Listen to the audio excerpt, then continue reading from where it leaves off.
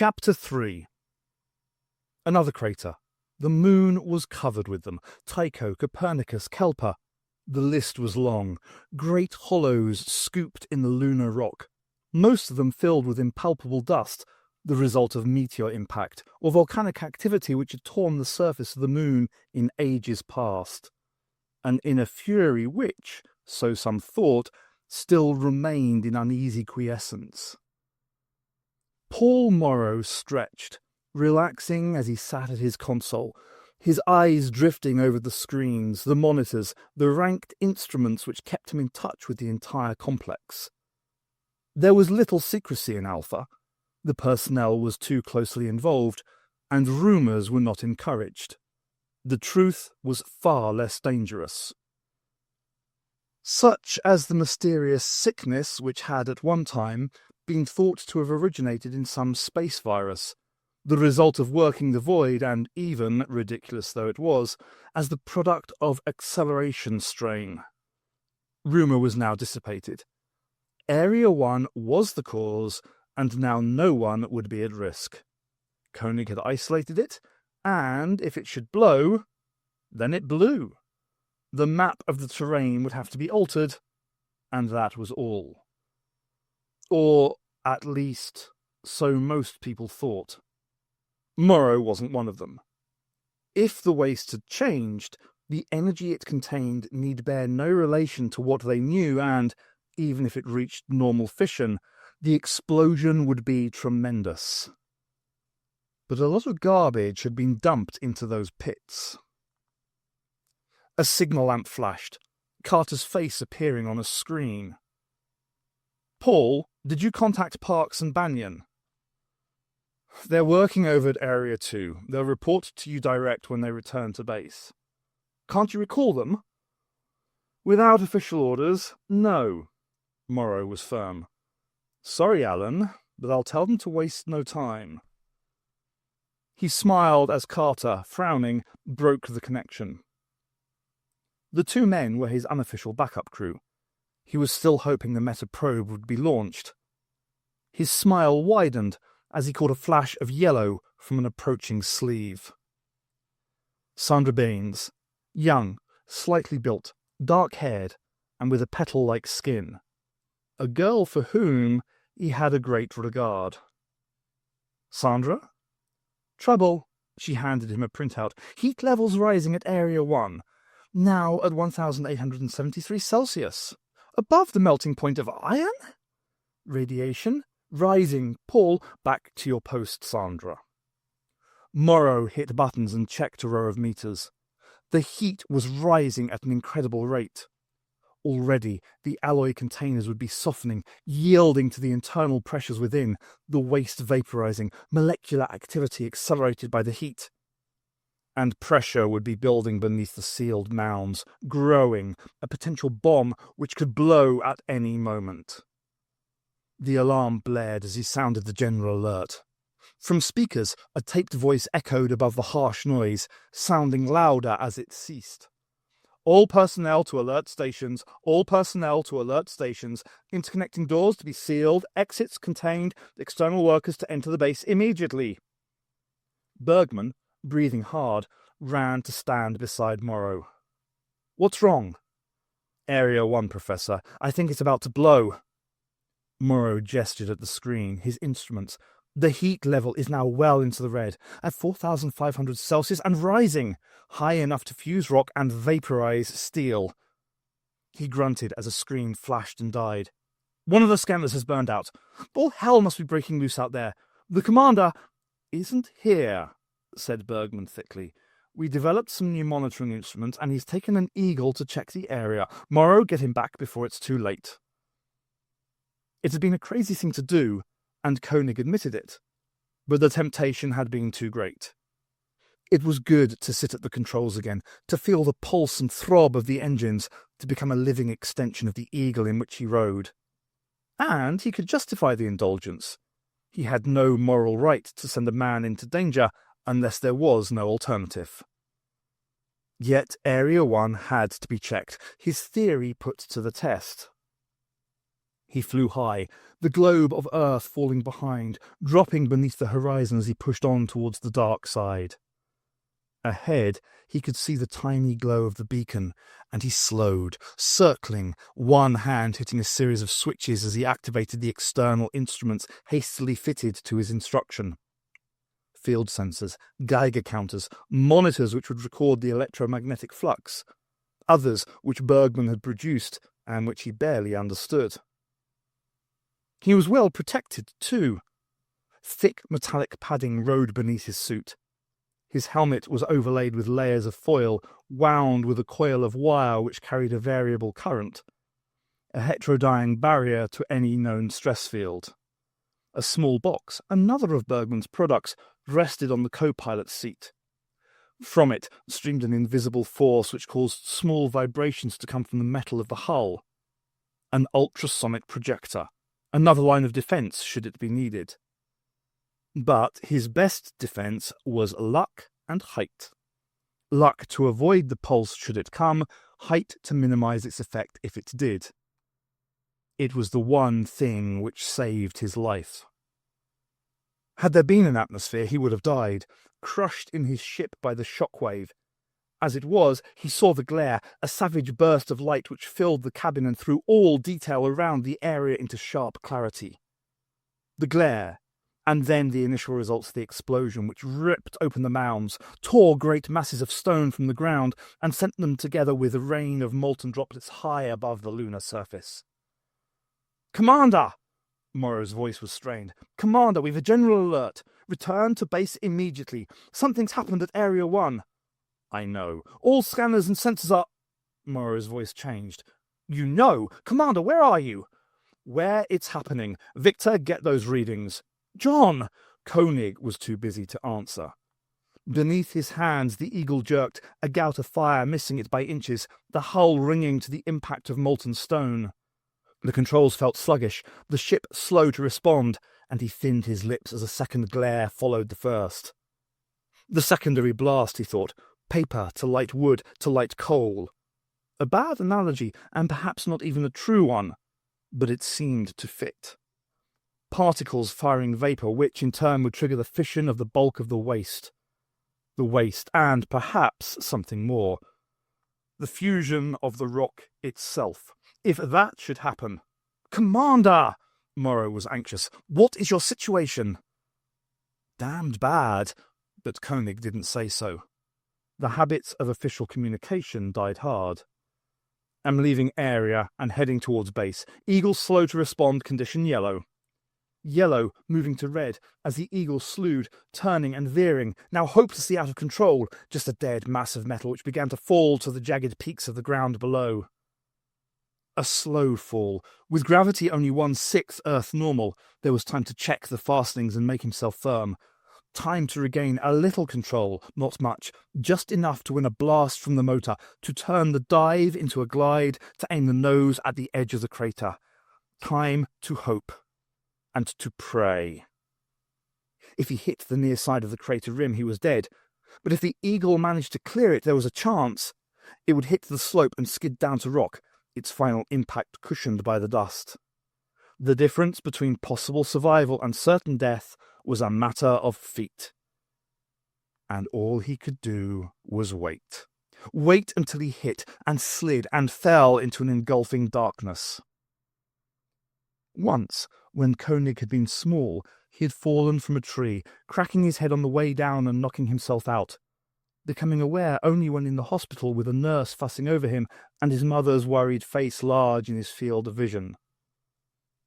Now, for a moment, it seemed that he had time-jumped and was reliving the experience, catching the same smells, hearing the same noises, an odd moment which quickly passed. The person fussing over him was not a nurse, but Dr. Matthias, and it wasn't his mother who stared at him with concern, but Helena. She said, "He's conscious, Doctor." "Naturally." Matthias plucked away more of the sensor pads which were held by an adhesive gel. "I've broken the microcurrent circuits to the sleep center.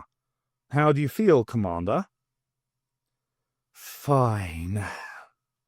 Koenig drew in his breath, conscious of a sharp pain and ache. I guess I'm lucky to be alive. Yes, said Matthias dryly. I would say that you are. The rescue crew never thought you'd make it. It just shows how wrong some experts can be. He removed the last of the pads. All right, Helena. He's all yours. He left the room as Koenig rose from the couch. He wore a new uniform and could feel the constriction of dressings around his chest. He winced as he stood upright. One cracked rib, said Helena flatly. Extensive bruising and some metabolic shock. But that's about all. We can't find anything else so far. He had been terribly lucky, more than he deserved, perhaps. But something in her tone irritated him. It held a note of condemnation. You disapprove? She held him with her eyes, her voice hard, accusing. Commander, you knew that area was dangerous. You had put it out of bounds for all personnel. And yet you went right out there yourself. Do you honestly think that we need heroes? We need answers, he snapped. Information. I was trying to get it, and you almost got yourself killed. Yes, he admitted, then added dryly, You know, Doctor, I didn't think you cared. You had better come with me, Koenig interrupted. Let's see what Victor has found. Bergman joined them in the office loaded with papers, graphs, and printouts. Dumping them on the desk, he said, I've had these processed by the... Sorry, John. How do you feel? Fine. Good. Well, I checked out your Eagle. The rescue team brought it in, and I think we found what we were looking for. As you suspected, the accumulated waste was generating a magnetic pulse field which... Slow down, Victor. I didn't say anything about a magnetic field. No, you didn't, admitted Bergman. But that, primarily, is what it was. Just as well for you, the protection we devised gave full protection. I hope you can be certain of that, said Helena bleakly. But I still want the commander to report each 12 hours for cerebral checks. Later. Koenig turned to Bergman. You were saying? The pulse field, John. It's incredible. The magnitude was tremendous, far more dense than anything we have ever known before. Localized, of course, it seemed to spread in a funnel formation from the center of Area 1, and then that appears to follow the attributes of light. A paradox. Magnetism, as far as we know, cannot be beamed or projected. I've had the computers run some equations based on the figures we obtained, and the results are more than promising. In fact, the implications are... Please, Victor. Bergman, consumed by scientific interest, was entranced by the potential discoveries the findings promised. Did you find anything peculiar to the site? Any geological oddity? A mass of ferrous-bearing lunite? But you know that, John. It was the reason the site was chosen in the first place. Lunite is hard yet easily worked, has a high tensile strength, and forms a good barrier to atomic particle emission. We only moved to Area 2 because... He broke off, then said slowly, Area 2... Also based on a mass of ferrous-bearing lunite, said Koenig. And what has happened once could happen again. Another explosion? Helena looked from one to the other. Is it possible? You've studied chemistry, said Koenig. You know what happens when you mix various compounds. Permanganate and glycerin, for example, you generate heat and combustion. No matter how often you do it, you always get the same result. That is true, she admitted, but... The mix has to be right, I agree. Koenig looked at the Bergman. That's the next job, Victor. I want to know exactly what is in those cans as regards quantities and constituents. We'll have to make a cross-reference to Area 1. If there's a correlation... He didn't have to finish. Area 2 held almost 150 times the amounts dumped at Area 1. It was a quiet room, a compartment which held the imprint of a strong personality, plans and drawings fastened to the walls, a mobile suspended from the ceiling, a framed award, a shelf of well-thumbed books, classics standing beside the latest works of modern technology. Bergman's laboratory, in which he spent a great deal of his time. A retreat, perhaps, a world of his own. He sat at his desk, busy with a computer terminal, fingers dancing over the keys as he fed equations into the machine, pausing as he studied the answers, moving again with a skilled grace. He was, thought Helena, watching from where she stood in the open door, almost a part of the mechanism. A man dedicated to science, the terminal an extension of himself, or himself an extension of the terminal. Without turning or glancing towards her, Bergman said quietly, "No, Helena, I am not a machine." "Did I say you were?" "You thought it. A lot of people do. And sometimes I think it myself." He turned, rising. "Where does it begin? With a set of artificial teeth, an electronic ear, a plastic larynx, a mechanical heart?" His hand rose to touch his chest. "Sometimes I think we should all be fitted with these things at birth. Then no more adrenaline-induced anger, no hatred, no passion, no fear? I was going to say love." She moved deeper into the room, looking at the framed testimonial of his Nobel Prize, won for his work in physics. A sheaf of plans lay on a bench, and she touched a drawing studying its complexity. The plan of a proposed photon drive. Another held the design of an anti-gravity shield and a force screen. A third was a fantastic construction of a self-contained space city. A fourth was the plan of a house, drawn with painstaking care. An old plan. The paper cracked, the corners frayed. An old plan and a simple house. "It was never built," said Bergman quietly. "She died." "Your wife?" "The woman I was to have married. The only woman I could ever have married. Sometimes, sitting here, I wonder what would have happened if she'd lived. The house would have been built, and I'd have taken a job with some big corporation, and who knows?" "You would have been happy." "Happy?" Again his hand lifted to touch his chest, the buried mechanism which kept him alive. "Perhaps. But at least we would have been together. They did me no favour when... But never mind. That was long ago now." She said bleakly, "We all bear our scars." "Yes." He touched the plan she still held. "You like it?" "Very much. If things had been different, I could have had one like it. Lee..." She broke off, not wanting to remember. The plans they had made. The long hours of talk when he had lain at her side, passion spent, replaced by the warm glow of shared intimacy. Bold plans, forward-looking, a dream of a home and a garden, children. Plans which had crumbled into the wasted years. He said quietly, as if guessing her thoughts, "You still have time, Helena. Don't throw it away." "Advice?" "Good sense. Time passes too quickly. I know. Before you are aware of it, the chances have gone, and there is nothing left but work. Do you want to spend the rest of your life at Alpha? There are worse places." "True, but there are many better." John realized that, and he came back. Because he was needed, and perhaps, like you, he wanted somewhere to hide. Dropping the old plan, she turned to face him, her eyes questioning. "Have you known him long?" "For most of his life, Helena. He was orphaned in his early teens and had to make his way alone. For him it wasn't easy. Money was short, and he had to fight every step of the way. He won, but he paid for it. That black sleeve didn't come cheap. And I'm not talking about money. As you said, Helena, we all bear our scars.